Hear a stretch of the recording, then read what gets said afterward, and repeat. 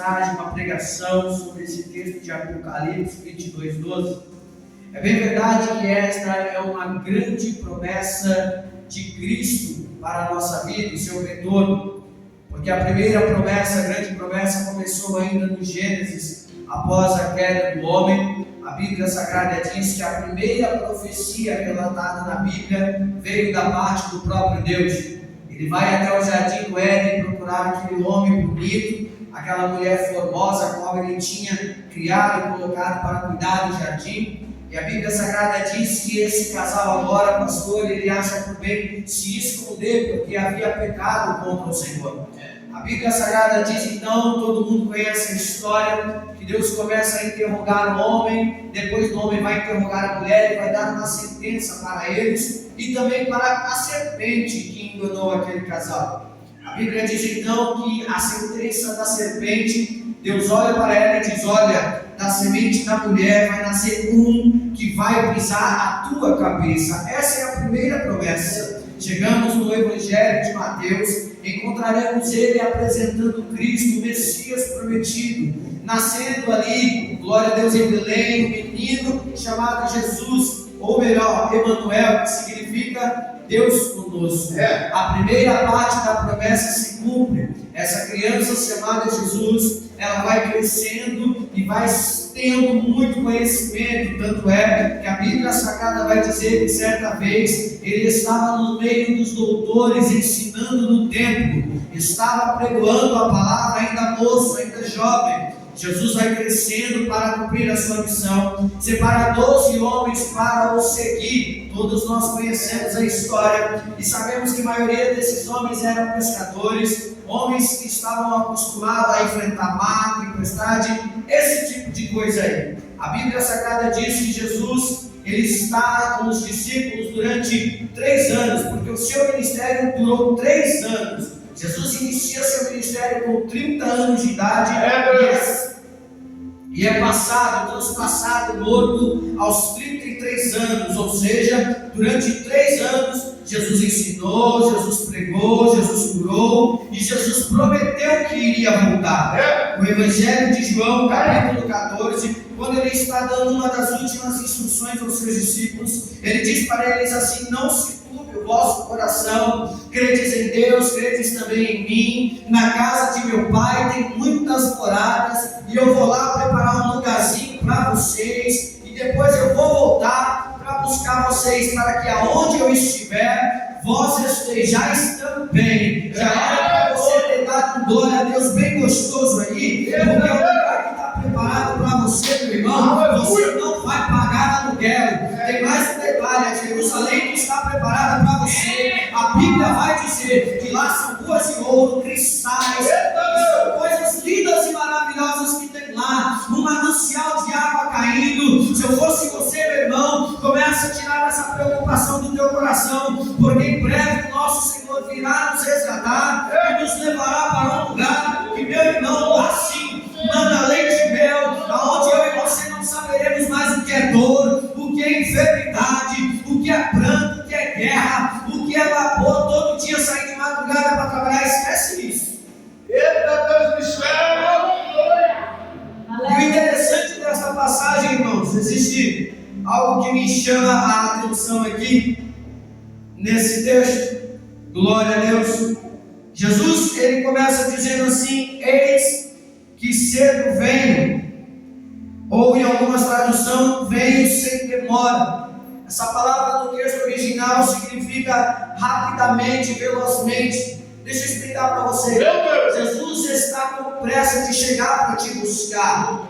Mas você fala: pastor, já tem 2000 anos que a promessa passou, desde a época dos apóstolos. Eu já vi nascer gente, morrer gente, subir gente de igreja, morrer gente de igreja, e até agora Jesus não voltou. Não te preocupa não, meu irmão. Estamos vivendo o último suspiro da igreja na terra. É só você ver o que está acontecendo. Existe no Senado projetos para tirar a Bíblia de circulação. Existem projetos para tirar o dinheiro de papel de circulação. A marca do anticristo está chegando. Só que isso, pastor, não assusta, porque antes disso nós ouviremos o som da trompeta e vamos estar para sempre com o Senhor, porque essa é a promessa de Deus.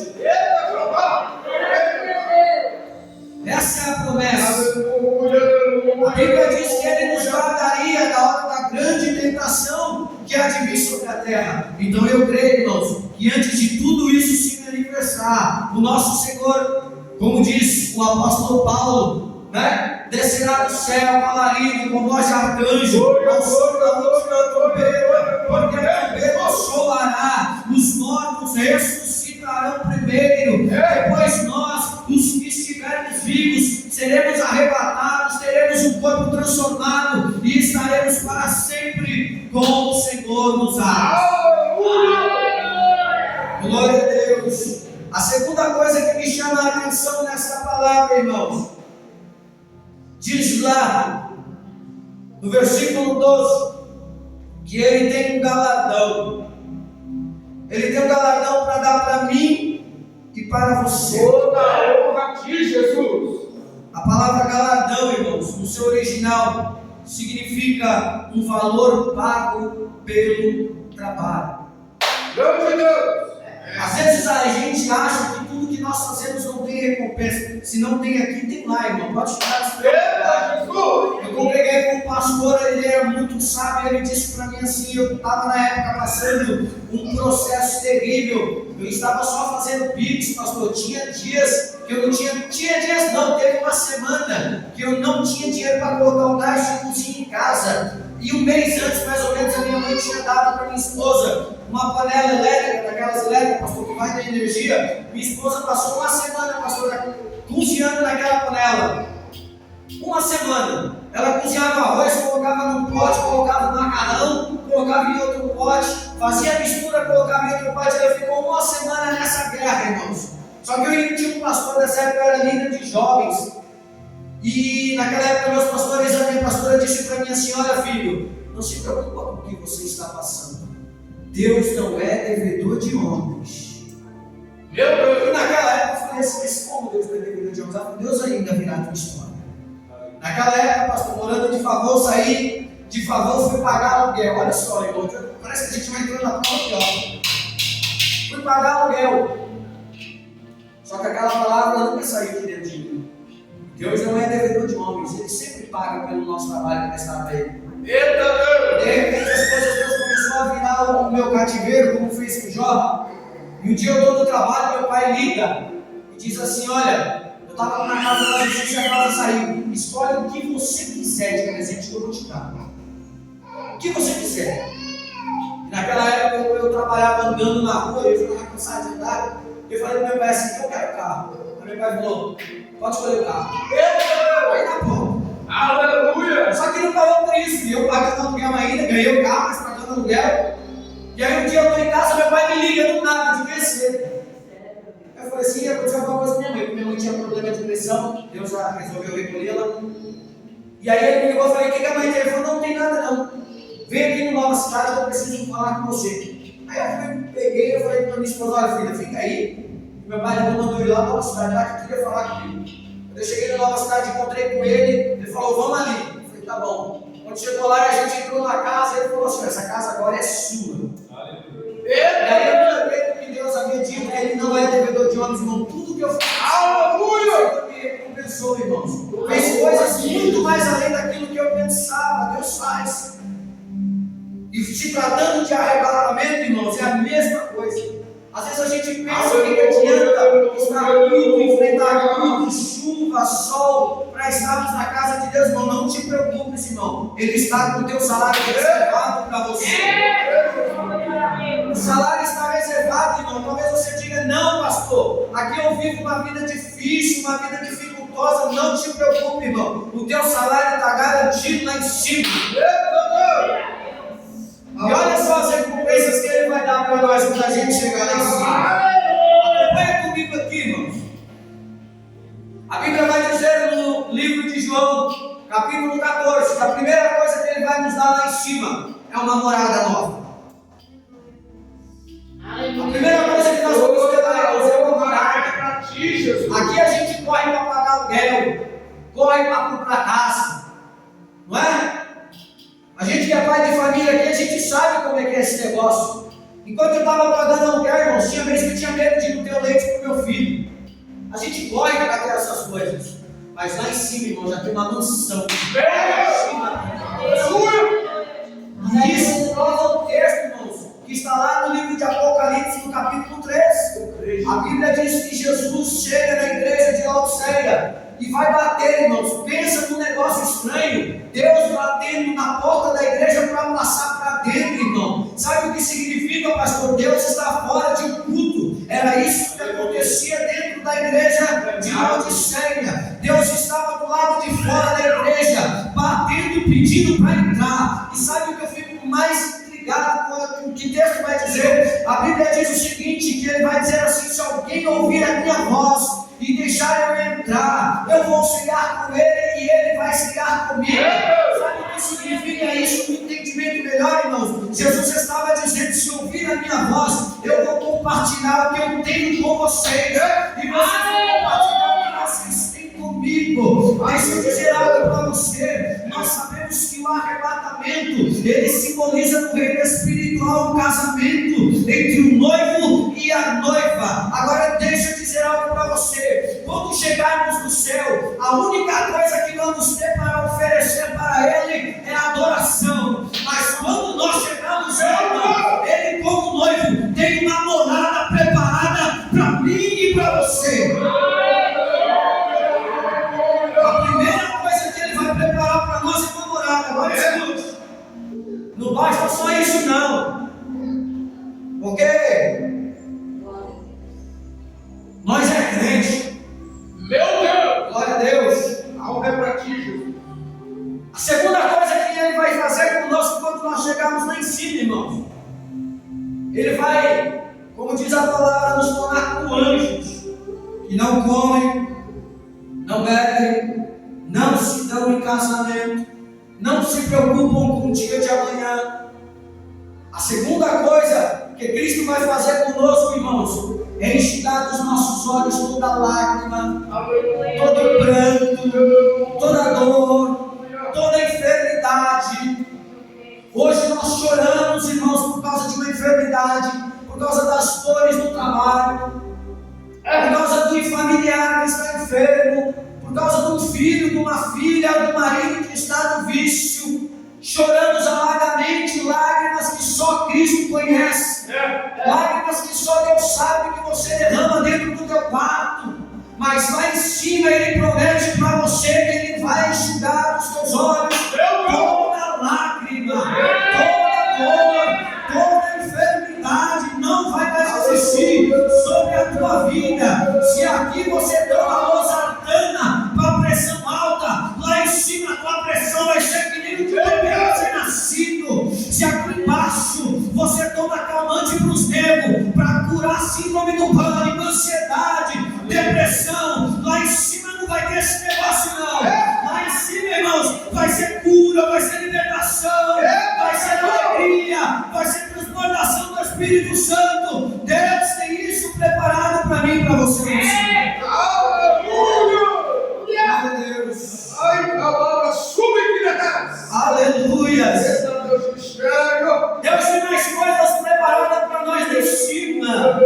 A Bíblia vai dizer que quando nós chegarmos lá, nós vamos ter um acesso exclusivo a algo chamado árvore da vida, a qual ele escondeu no Éden. Lembra da história do Éden? A Bíblia diz que o homem comeu do fruto do conhecimento. Deus colocou ele para fora do jardim, para que ele não comesse também da árvore da vida. Ele escondeu a árvore, ele escondeu o jardim, mas lá em cima, pastor, ele disse que nós vamos ter acesso a essa árvore. Nós vamos comer desse fruto. Lá, irmão, uma vez que comer desse fruto, jamais morreremos. O Senhor tem grandes coisas para mim. Existem, irmão, pessoas que estão desistindo do céu. Existem pessoas que estão trocando o céu. É falso, Jesus, pode deixar. Tem gente, pastor, que está desistindo do céu, está desistindo do galardão, está desistindo da promessa. Começou a viver um evangelho que não leva mais para o céu. Começou a viver um evangelho que não está mais na Bíblia. Tem gente, irmãos, vivendo um evangelho que está fora desses 66 livros. Tem gente que agora começa a trocar de marido e mulher como se fosse uma roupa, irmão. Troca toda hora, troca todo dia, troca todo mês, irmão. Aonde está escrito isso na palavra? As pessoas começaram a viver algo chamaram prostituição dentro da igreja. Por quê? Porque casa descasa toda hora. Está trocando o céu, está trocando o céu. Está trocando o céu, irmãos. Aleluia. A gente está trocando o céu por coisas terrenas. Estamos trocando o céu por causa de dinheiro. Quantos pregadores não pregam mais a verdade? Quantos pregadores venderam o seu ministério? Quantos pregadores pregam hoje por dinheiro, por luxúria, por status? Estão se vendendo. Mas a Bíblia diz que estão recebendo galardão aqui, pastor. Porque lá não entra. Pastor, quem é o senhor para dizer que entra? Isso não é o que estou dizendo, irmão, é a Bíblia. Deus soube, irmãos. Não adianta enricar aqui em cima, não. Aqui embaixo, não, irmão. Não adianta andar de carro aqui embaixo, não, irmão. Não adianta ter agenda cheia aqui embaixo, não, irmão. Aleluia. Eu quero que me prove na Bíblia qual foi o dia que Jesus foi convidado para pregar numa conferência. Pelo contrário, ele foi convidado uma vez para ir na casa de um líder religioso da época. Chegou lá, pastor, foi maltratado, porque ele chegou lá, nem bem recebido ele foi. Mas de repente, entrou uma pecadora, uma mulher que a sociedade não dava nada para ela, lavou os pés dele com um óleo bem caro, e enxugou os pés dele com os seus cabelos. Essa precisa do céu. Aleluia, aleluia, aleluia. Deus também, claro, irmãos, guarda o que tens, para que ninguém tome a tua coroa, para que ninguém tome o teu galardão. O que você tem aí? Pastor, eu tenho um pouquinho de fé. Guarda esse pouquinho de fé mesmo, meu irmão. Você tem, irmão, guarda, irmão, o pouquinho que você tem, porque está chegando dias maus aí, irmãos. Existem coisas sendo tratadas contra a igreja que a gente nem imagina. O negócio está estreitando, irmão. A porta vai estreitar mais ainda. Jesus, ele já havia dito isso. Eu não entendo como pode, irmão. A gente está quase vivendo o som da trombeta tocando e tem gente preocupada em pregar prosperidade, casa, dinheiro, casamento. Deus, aleluia. Nós não ouvimos mais pregar salvação dentro de igreja. A gente só vê profecia que conserte a nós mesmos. Eu não tenho nada contra louvor, irmão, mas hoje a gente não tem louvor, a gente tem música. A gente tem música gospel. A gente não tem louvor. Por que a gente não tem louvor, pastor? Porque louvor é para adorar a Ele. E música é para adorar a gente. Tem uma musiquinha aí, irmão, que pelo amor de Deus. Vamos ler o conteúdo da música. Quem te viu passar na prova e não te ajudou, quando te ver na missa vai se arrepender. Vai se arrepender por quê? Vai se arrepender por quê? Onde você viu isso aqui na Bíblia? Vai se arrepender por quê? Porque Deus não exalta ninguém para a exaltação dele mesmo. Deus exalta alguém para a exaltação dele. Aonde? E a gente canta isso, irmão. A gente canta. Eu não estou aqui doutrinando a igreja de ninguém, irmãos. Só que eu estou dizendo que nós vivemos um evangelho hoje que está complicado de saber quem é crente e não é. Muitos artistas aí que se diz que se converteu na primeira oportunidade lá em festas mundanas. Pregadores aí se vendendo, irmãos. Estão trocando galardão. Fala, Deus. Eu nem que eu não sei o nome dela, minha esposa que segue. Vendeu o ministério, irmão. Vendeu o ministério. Tem tanta gente trocando o céu, irmão, trocando vida eterna, trocando árvore da vida, trocando morada celestial, irmão, por causa de status aqui embaixo, irmão. Achando aí que Deus fala assim, mas então por que Deus usa eles? Deus usou até um jumento, não vai usar o ser humano? Meu Deus. Deus usou um animal, Deus não vai usar o ser humano? É claro que Deus vai usar, rapaz. O problema é chegar lá em cima. Deus, aleluia. Usar ele usa, irmão. E por que Deus usa, pastor? Porque ele não usa a pessoa por causa da necessidade da pessoa. Ele usa a pessoa pela necessidade da igreja. É a noiva dele. Então ele usa pela necessidade que a noiva tem. Mas isso não quer dizer que vai subir, não, irmão. Fala, Deus. Não quer dizer que vai subir, não. Aleluia, Senhor. Glória a Deus. Eu não me encanto, irmãos, com muito pregador estrelinha, com muita gente que posta a agenda aberta, não. No dia que eu receber convite para pregar um prédio, no dia que eu não receber o 100 minutos, acabou, a vida que segue. Aleluia. Quando mais jovem eu me preocupava muito com isso, hoje em dia não, irmãos. Hoje em dia os tempos são árduos. Mas Jesus ainda tem, irmãos, o seu remanescente na terra, irmão. Aleluia. Ele ainda tem uma igreja, pastor, que ele olha com amor ainda aqui embaixo.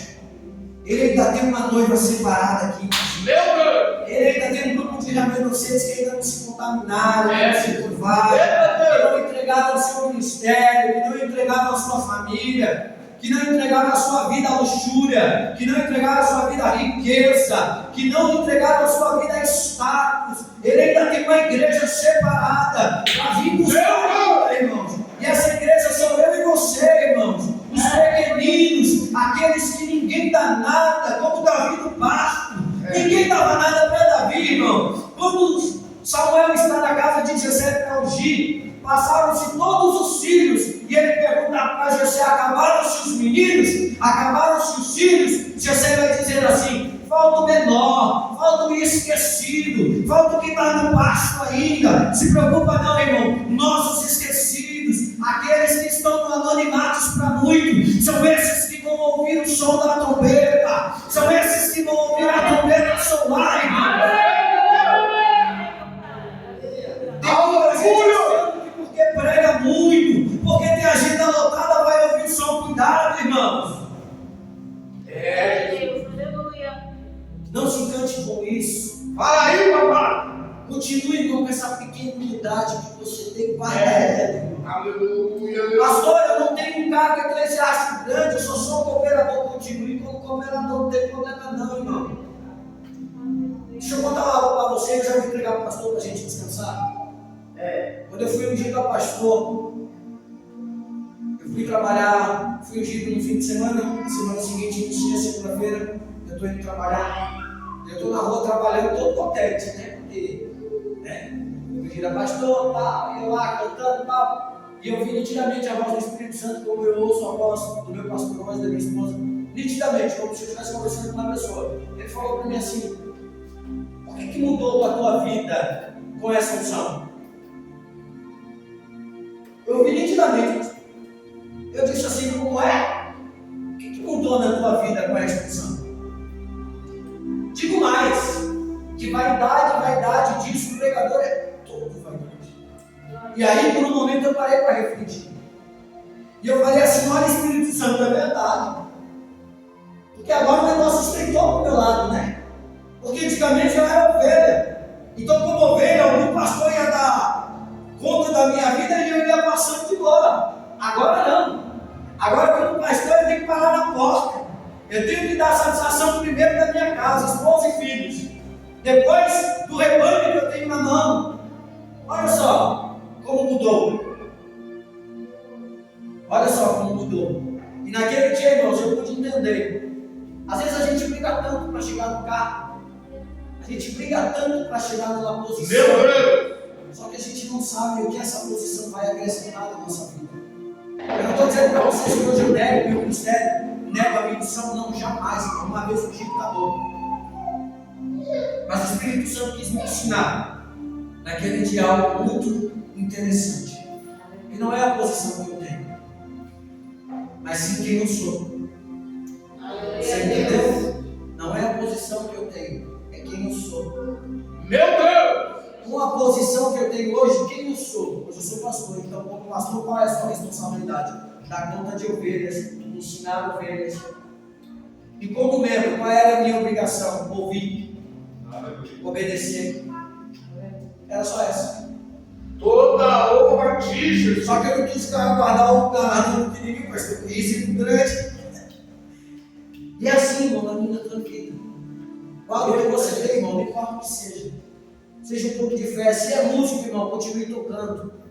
Se é cooperador, continue cooperando. Se é diácono, continue servindo. Se é presbítero, continue sendo um bom presbítero. Se é pastor, continue apacentando. Meu Se é Deus! bom de bom, seja um bom ouvinte, para que depois você levante para ensinar também. Porque o tempo é chegado, irmãos. Como disse o Senhor Jesus, os campos já estão prontos para a colheita. A igreja já está madurinha para subir, irmãos. É só questão de mais um pouquinho de tempo que a gente vai ouvir o som da trombeta.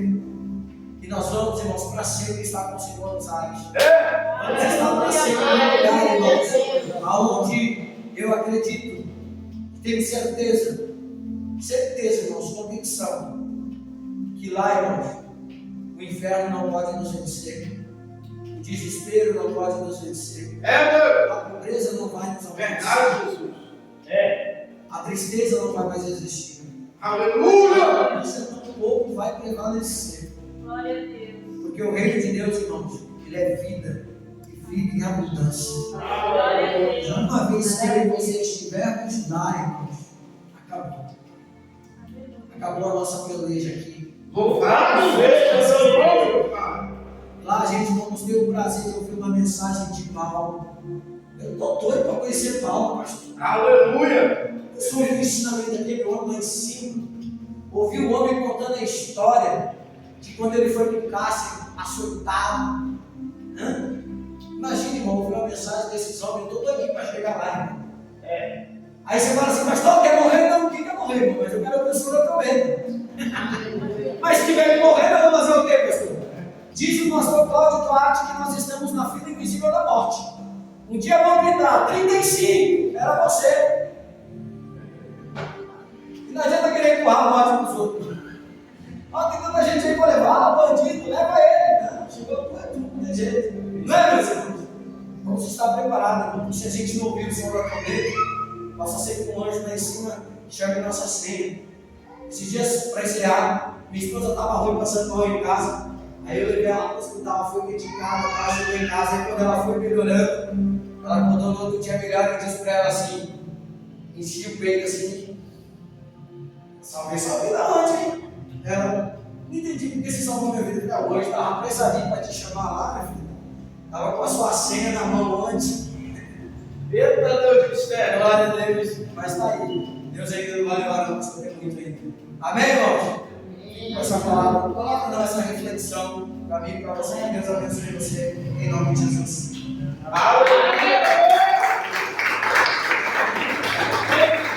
Desejamos ir lá, desejamos ir lá, que alegria será quando nós nos encontramos lá. Desejamos ir lá, desejamos ir lá, que alegria será quando nós nos encontramos lá. Aleluia! Glória a Deus! Essa será a maior alegria Aleluia. quando nós nos encontramos lá.